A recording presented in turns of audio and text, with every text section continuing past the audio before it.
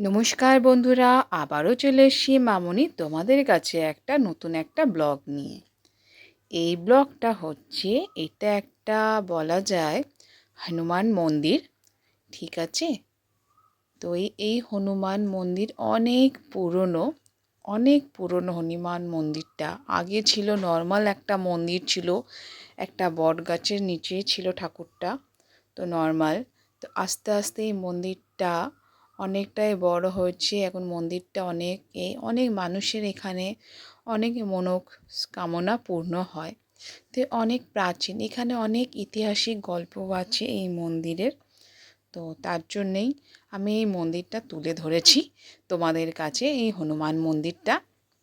এখানে বলা যায় না কি, যখনই রাম গান হয় এখানে রামের গানও হয়, এখানে সব কিছুই হয়। যখনই হয় হনুমানজি নাকি স্বয়ং কোনো একটা মানুষ রূপে এখানে ঘোরাফেরা করে, ভক্তদের আশেপাশেও বসে, এটা অনেকের মুখে শোনা গেছে। তো সেটাই, এই দেখতে পাচ্ছ হনুমানজি, এখানে কেউ মনস্কামনা করলে সেটা পূর্ণ হয়।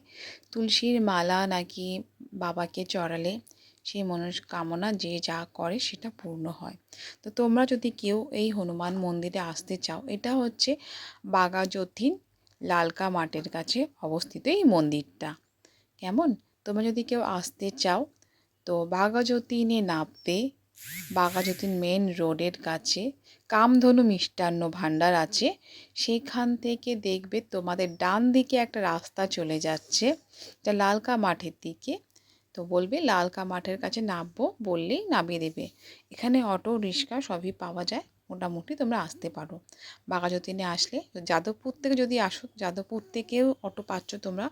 রেল স্টেশন থেকে বেরিয়ে 8Bর কাছে তোমরা অটো পেয়ে যাবে, বাঘাযতীনের অটো। বাঘাযতীন মেন রোডের কাছে নেবেই কামধনু যে মিষ্টান্ন দোকানটা আছে, তার পাশের যে রাস্তাটা চলে যাচ্ছে, ওখানে অটো স্ট্যান্ড আছে, বললেই তোমাদের অটো স্ট্যান্ড, রাস্তার ওই পারে ঠিক অটো স্ট্যান্ড আছে, তোমাদেরকে নামিয়ে দেবে।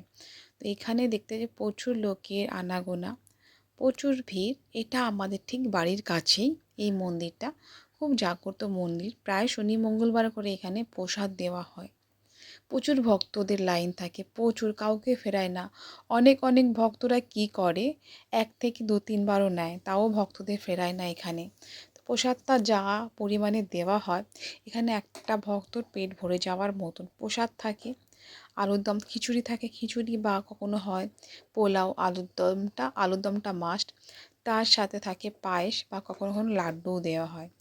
তারপরে প্রচুর ভক্তদের লাইন থাকে, প্রায় 400-500, প্রায় শনি মঙ্গলবার ভক্তরা খায় লাইন দিয়ে, প্রত্যেকে, কাউকে ফেরায় না। যখন ভোগ প্রসাদ শেষ হয়ে যায়, তারপরও এখানে শুরু হয় লাড্ডু, বাবার যে ফল প্রসাদগুলো আছে সেগুলোও দেওয়া হয়, বাবা কাউকেই ফেরায় না।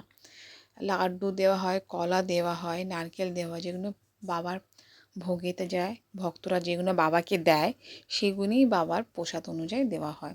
তো এখানে দেখতে পাচ্ছ বাবার হনুমান জয়ন্তীর দিনকার এখানে, তো এখানে বাবার গান হচ্ছে, সব ভক্তরা আনন্দতে এখানে নাচ করছে, হাত তুলে তুলে গান হচ্ছে। প্রত্যেক বছর হয় রামনবমী আর হনুমান জয়ন্তীতে এখানে গান টান হতে থাকে। তো তোমরাও পারলে এসো, তোমাদেরও খুব ভালো লাগবে। এই হনুমান মন্দিরটা খুব জাগ্রত, এখানে অনেক দূর দূর থেকে লোক আসে মনস্কামনা পূর্ণ করার জন্য। এখানে এটা খুব ভালোভাবে পুজোটা হয়। তারপরে খুব গাইডনেসটাও খুব ভালো। এখানে তোমরা আসতে পারো বন্ধুরা, তোমাদেরও ভালো লাগবে। কলকাতার বুকে এই হনুমান মন্দিরটা খুব জাগ্রত, আর বাবা খুব সাড়া দেয়, এটা আমিও জানি। তো আবার দেখা যায় তোমাদের সঙ্গে নেক্সট ব্লকে।